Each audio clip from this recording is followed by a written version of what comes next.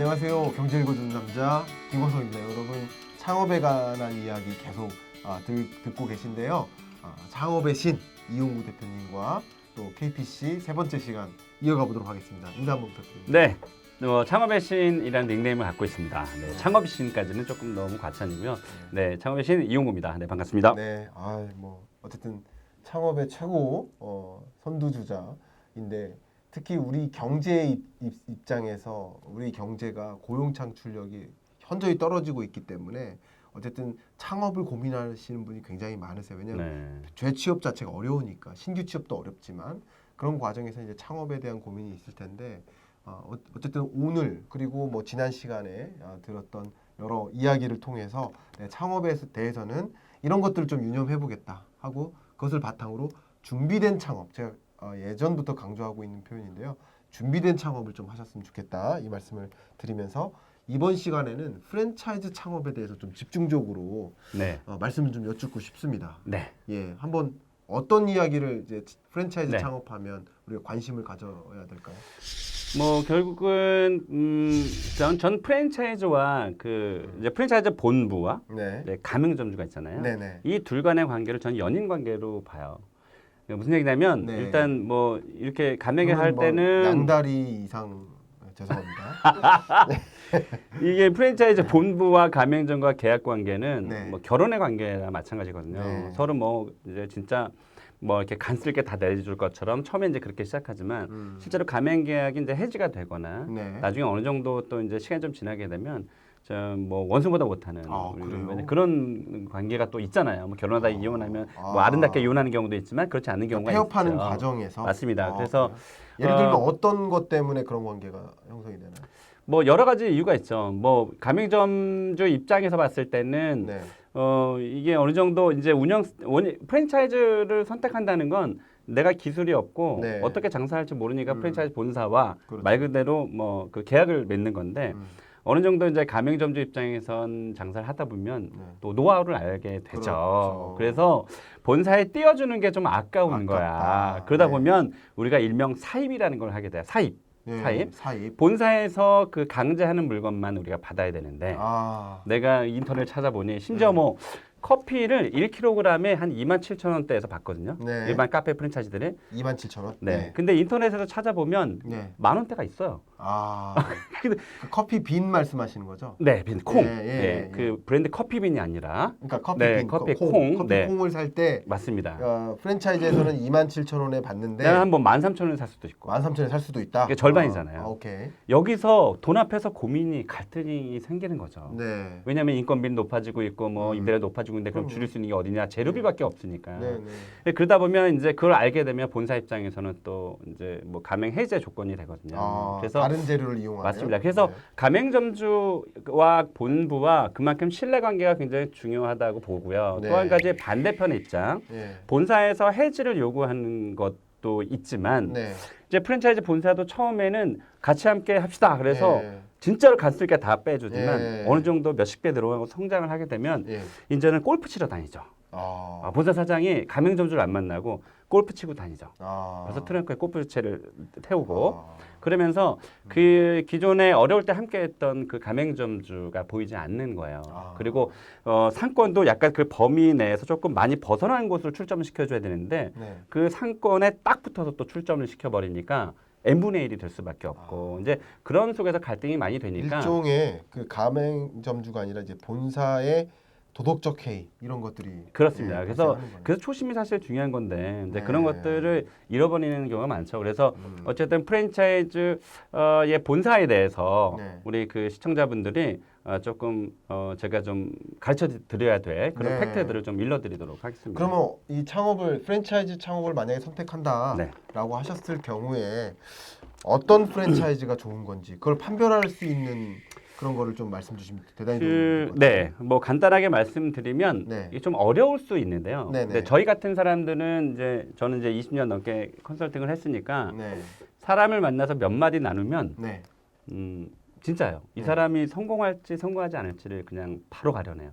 그리고 어떤 창업을 했을 때 그러니까 예를 들어 예비 창업자가 왔어요. 자, 늘어놓으세요. 그래서 이렇게 한 5분 정도 대화를 하면 이 사람은 망한다. 자, 그러면 한번 실험을 해보겠습니다. 제가 이제 빵집을 창업할 네. 겁니다. 성공할까 실패할까요? 있는 그대로 말씀 주세요. 아니 이렇게 해서는 모르죠. 그러니까 네. 빵에 대해서 그것에 대해서 그 창업에서 제가 계속 질문을 던져요. 아, 그리고 어떻게 할 것이냐, 예. 어떻게 운영할 것이냐. 그러면 아니 뭐 그냥 시간 날 때 뭐 가보고 아니면 그러니까 이런 것들 이런 요소들이 있어요. 오케이. 네, 이제 뭐 그런 요소들인데 어쨌든 그러면 그렇다 치면 저는 뭐 그것에 대한 준비가 안 돼 있으니까 제가 창업한다고 이렇게 대화를 나누면 안 될 가능성이 높겠다고 이제 말씀하시겠네요. 높은 거죠. 그렇죠. 예를 들면 네. 그런 경우예요. 지금 직장을 다니고 있는데 그냥 네. 투잡으로 하겠다고 나오는데 네. 준비도 안 돼 있고 네. 이 업에 대해서 잘 알지도 못해요. 네. 그리고 심지어 예전에 그 사례가 있었는데 베트남 네. 쌀국수를 제가 컨설팅을 해주는데 이 사람 너무 내성적인 사람이야. 네. 그러니까 저 같은 경우는 뭐 고등학교 때도 전교 오락부장을 했기 때문에 네. 사람이 뭐를 어디에서 웃음이 나오는지 저는 알거든요. 근데 오락부장 이제 전교 오락부장. 전교 오락부장. 중요하네요, 군대에서도 전교. 우리 저기 네. 대대 뭐 오락부장. 전 그러세요? 계속 그렇게 해왔어요. 예. 그래서 저는 이제 사람이 어떤 것에 기뻐하는지를 알거든요. 그러니까 외향적인 사람들이 오케이. 이런 서비스업을 좀 잘할 수 있는데 오케이. 그분은 네. 너무 내성적이라 내성적인데? 이렇게 뭐 이렇게 응대하고 이러는 것들을 오케이. 분명히 네. 못할 것 같은 거예요. 네. 그래서 하지 말라고 했는데 네. 했어요. 네. 결국엔 6개월 만에 아예 문을 닫고 그냥 나가버렸어요. 뭐 그런 경우도 있거든요. 네. 그래서 그럼 내성적인 성향의 사람도 창업을 해도 될 만한 아이템이 있긴 있겠네요. 맞습니다. 그래서 그런 프랜차이즈를 선택을 하면 되죠. 그걸 선택해야 그래서 되죠. 네. 단 이제 사람이 중요한 건데 첫 네네. 번째가 그 진정성이에요. 그러니까 사람. 음. 그러니까 처음에는 이제 막 생겨나는 프랜차이즈 본사는 음. 본사 대표가 예비 창업자를 만나서 네. 이제 얘기를 많이 하잖아요. 그런데 어느 정도 또 성장한 곳들은 프랜차이즈 본사 대표를 만날 수가 없어요. 그래서 진짜 이 본사 사장이 요것을 확 키워놓고 M&A로 넘기고 날아갈 가능성도 있거든요. 심지어 제가 브랜드를 말씀 못 드리지만 그런 브랜드들이 지금 많아요. 혹은 외국 기업이 우리나라 프랜차이즈를 먹고 네.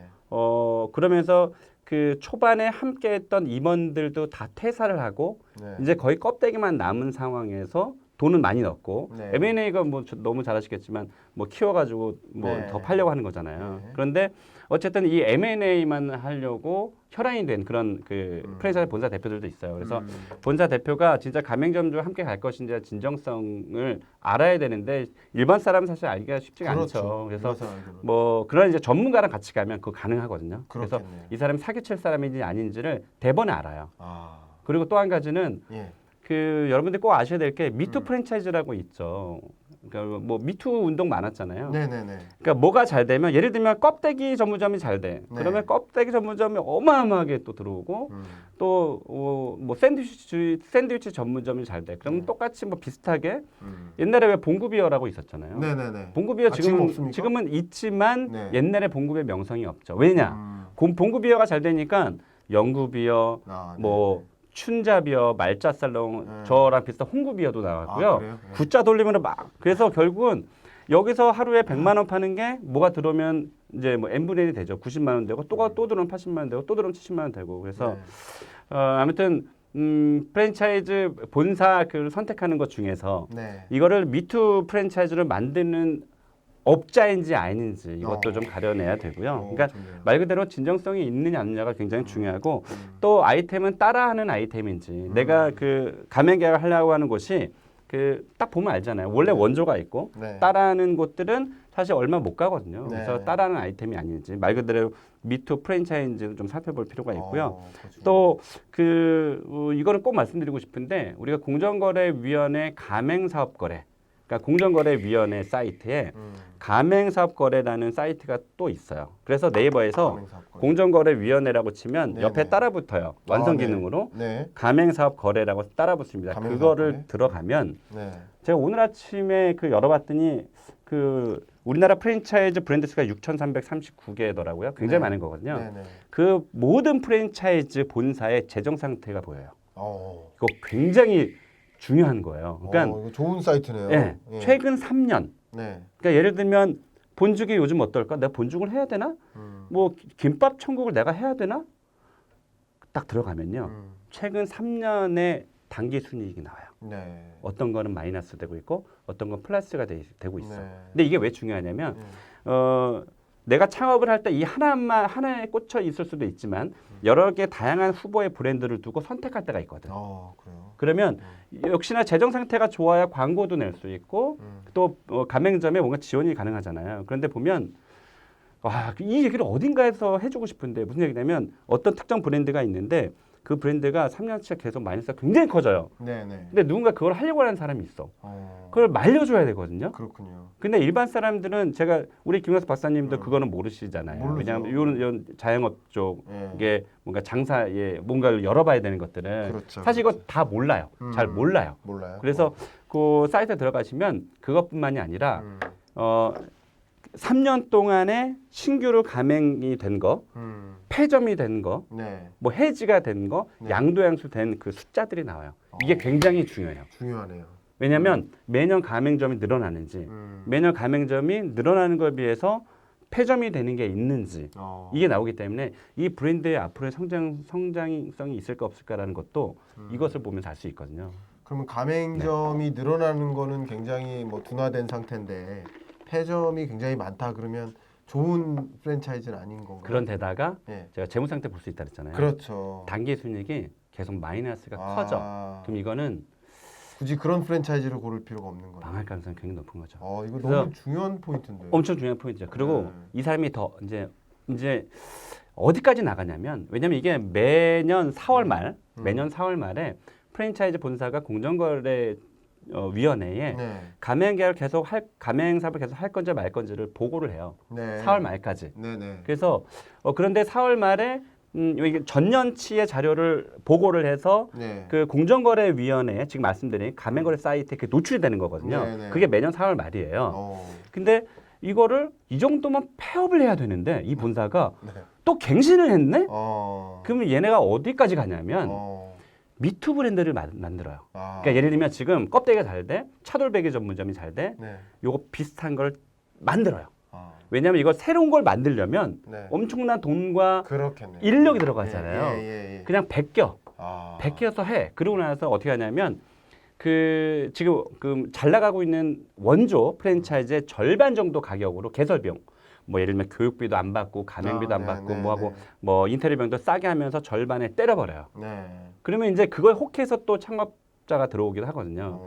근데 이미 준비가 되어 있지 않는 아까 제가 다른 시간에서도 말씀드렸지만 나만 팔 수 있는 독보적인 상품이 있어야 되는데 똑같이 만들어요. 외관이나 메뉴나 똑같이 만들거든요. 네. 그래서 뭐 이게 잘 되겠어요. 근데 이제 일반 예비 창업자들은 약간 뭐 사기꾼 같은 말 잘하는 사람 만나면 또 혹하게 넘어가거든요. 그렇겠네요. 그래서 그렇게 이어가기 때문에 어쨌든 뭐 그 프랜차이즈 본사의 텐실성을 좀 알 필요가 있겠죠. 그래서 그 대표와 임직원의 진정성 그리고 뭐 아이템은 따라하는 아이템이 아닌지 이것도 살펴봐야 되고 또 공정거래위원회 가맹 사업 거래 사이트 보셔야 됩니다. 그리고 또 한 가지 제가 좀 특징인데요, 공통점인데 프랜차이즈 본부를 방문하잖아요. 네네. 쥐죽은 듯이 고요한 본사가 있고 시끌시끌하면서 내가 처음 왔잖아요. 네. 근데 직원들이 인사성이 굉장히 밝아요. 네. 모르는 사람이지만 네네. 네, 안녕하세요 하면서 아주 젊은 그 직원분들이 지나가면서 그렇게 활기찬 곳들이 있어요. 네네. 쥐죽은 듯이 고요하거나 얼굴이 썩어 있는 그 본사 직원이 있는 그런 브랜드는 뭔가 굉장히 안 좋은 상태인 거고 본부가 그리고 회사가 굉장히 활기차고 인사성도 바르고 밝아요. 그래서 뭔가 지금 좋은 거야. 일단 월급을 많이 받던 성과를 많이 받던 회사가 성장성이 있던 회사가 성장해야 직원도 성장하잖아요. 그러니까 뭔가 기분이 계속 좋은 상태인 거예요. 그래서 본사를 방문했을 때 그 분위기만 봐도 좋은지 안 좋은지 적어도 그 본사의 조직 문화가 좋다고도 느낄 수 있는 거잖아요. 그거죠. 그래서 더 파고 들어가면 본사의 직원들의 이직률이 높은지 안 높은지 잘 봐야 돼요. 그러면 본사 대표가 이거 완전히 뭐 안 좋은 사람이구나. 좋은 사람이구나. 이렇게 나와요. 진짜 좋은 회사는 이직률이 낮잖아요. 이건 정말 키포인트 수준이 아니라 꿀팁인데요. 창업을 고민하시는 분들 굉장히 많으시고 현재 지금 자영업자이시지만 업종을 전환하시거나 이런 것들 고민하시는 분도 굉장히 많을 텐데 그런 분들에게 진짜 중요해요. 그 좋은 창업 프랜차이즈의 선택인 거 관련해서 굉장히 도움이 되는 것 같습니다. 그러면 이쯤에서 제가 드는 질문은 일단은 앞에 챕터에서 창업에 대해서 말씀하셨고 네. 지금 챕터에서는 일종의 프랜차이즈 창업에 대해서 말씀드렸는데 뭐가 더 좋습니까? 프랜차이즈 창업이 좋아요? 아니면 말 그대로 그냥 일반 창업이 좋은 건가요? 사실 그게 거의 모두 예비 창업자분들이 그렇게 질문하거든요. 아 그래요? 근데 이것을 그 즉답으로 뭔가 좋다라고 말씀을 드릴 수는 없어요. 네. 무슨 얘기냐면 처음 장사하시는 분들 중에서 노하우가 없으신 분들은 네. 확률적으로 따졌을 때 네. 저는 프랜차이즈가 훨씬 더 좋다. 아, 왜냐면 오케이. 물론 이제 장단점이 있죠. 뭐 개인 창업하면 뭐 주방은 저기 뭐 어디 가서 주방 거리 가서 중고도 사고 해서 창업 비용이 한 30%는 좀 아낄 수 있고요. 아 일반 창업은 30% 정도 창업 비용을 아낀다. 맞습니다. 거꾸로 얘기하면 프랜차이즈 본사는 한 30% 비싸다. 정도 비싼 거죠. 예. 그러나 모든 노하우와 상품들 내가 가락동 시장 가가지고 뭔가 그 재료를 사지 않아도 본사에서 이제 배송을 해주고 이제 이런 시스템이 되어 있으니까 처음에는 장사를 알기 굉장히 좋은 제도다. 프랜차이즈라는 게. 그러면 이렇게 생각해도 되나요? 네. 약간은 창업이긴 창업이지만 프랜차이즈 창업은 네. 뭐 약간은 거기에 직원이 되는 개념의 그렇죠. 컨셉이라고 볼 수 있나요? 그렇죠. 결국 우리가 뭐 상생이라고는 하지만 그렇죠. 뭐 갑을 관계가 형성이 될 수도 있죠. 그렇죠. 갑을 관계지만 그 중에서 뭐 상생하기 위해서 또 노력을 가맹점주가 또 해야 되는 거고. 그렇겠네요. 그래서 결국은 그 시스템 속에서 네. 장사라는 것도 배울 수 있고요. 그렇죠. 또 한 그게 가지는 중요한 것 같은데. 또 한 가지는 네, 네. 젊은 창업자들은 프랜차이즈 가맹 사업을 해도 괜찮다. 왜냐면 지금 우리 그 아시잖아요. 뭐 공차라든지 네. 여러 브랜드들이 그 외국 기업에 수백억에 팔렸거든요. 네. 그러니까 이제 이런 것들을 보니까 일반 대학교 졸업하는 친구들도 나는 프랜차이즈 시장에서 내 꿈을 펼쳐야 되겠다는 사람들이 되게 많아졌어요. 오케이. 그래서 거기서 프랜차이즈 시스템을 배워서 뭐 전 진짜 글로벌한 그런 프랜차이즈 또 회사가 될 수 있는 거겠죠. 그래서 처음 장사하는 분들은 프랜차이즈 뭐 제가 앞서서 말씀드렸지만 좋은 프랜차이즈 선택하는 게 중요하고 그러나 이제 장사에 대한 노하우가 있으시거나 그렇죠. 그런 분들은 그냥 개인 창업하시는 것도 좋고 또 한 가지는 네. 정말 장사는 신규 창업이냐 뭐 인수 창업이냐 이렇게 둘로 나누거든요.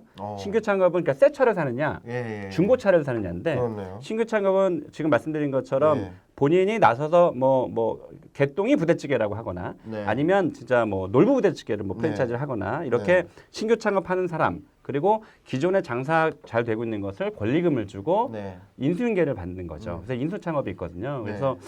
뭐 믿을 만한 뭐 지인인데 장사가 굉장히 잘 돼. 근데 남주기는 아까워. 네. 이제 그런 것들은 이제 인수 창업도 가능하겠죠. 그렇군요. 네. 자 오늘 정말 깨알과 같은 꿀팁들 굉장히 많이 배운 것 같습니다. 어쨌든 창업을 고려하시는 분들 관점에서 프랜차이즈 창업해야 될까, 일반 창업해야 될까, 프랜차이즈 창업은 어떤 것들을 유의해야 될까 이런 키 포인트들, 꿀팁들 많이 얻게 된 것 같습니다. 오늘 정말 많은 거 배웠고요. 네. 이 시간 여기까지 좀 마무리를 먼저 네네. 하도록 하겠습니다. 네, 마무리하겠습니다. 감사합니다.